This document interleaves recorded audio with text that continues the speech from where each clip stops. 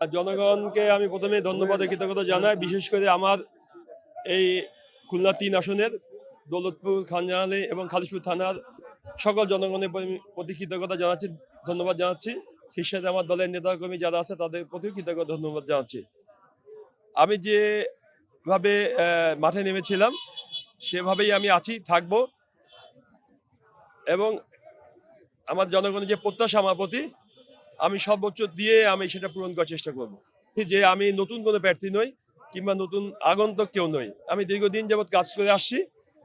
আমার বিশ্বাস ছিল যত প্রতিকূল পরিবেশই হোক, যত ধরনের যত সমস্যা আসুক না কেন জনগণই আমাকে তুলে নিয়ে আসবে এবং সেটাই জনগণ করেছে শেষ মুহূর্তে। ডেন্টিস্টের পরামর্শ নাও নতুন কোলগেট অ্যাক্টিভ সল্ট। আমাদের এখানে সবচেয়ে বড় যেটা সমস্যা সেটা কর্মসংস্থান। আমাদের জুট মিলগুলো খোলার ব্যবস্থা করতে হবে। আমাদের এলাকাবাসী যারা শ্রমিক ভাইরা আছে তাদের চাকরির ব্যবস্থা করতে হবে এবং আমাদের অসংখ্য আমাদের তরুণ প্রজন্ম যারা পাশ করে বসে আছে, তারা চাকরি পাচ্ছে না, হতাশায় তারা মাদকে যাচ্ছে। সেই ছেলেদের থেকে চাকরির ব্যবস্থা করতে হবে, সমাজ থেকে মাদক এবং সন্ত্রাস দূর করতে হবে এবং এলাকাবাসীর দাবি এখানে একটি আধুনিক হাসপাতাল তৈরি করতে হবে। 26টা জুট মিল, অনেকগুলো জুট প্রেস, এই সংশ্লিষ্ট অনেক কলকারখানা, এটা হচ্ছে বড় প্রজেক্ট। এটা রাষ্ট্রীয় পর্যায়ে পদক্ষেপ নিতে হবে এবং তার পৃষ্ঠপোষকতা লাগবে। আমি চেষ্টা করব সবাইকে নিয়ে এটা দ্রুততার সাথে সমাধান করতে।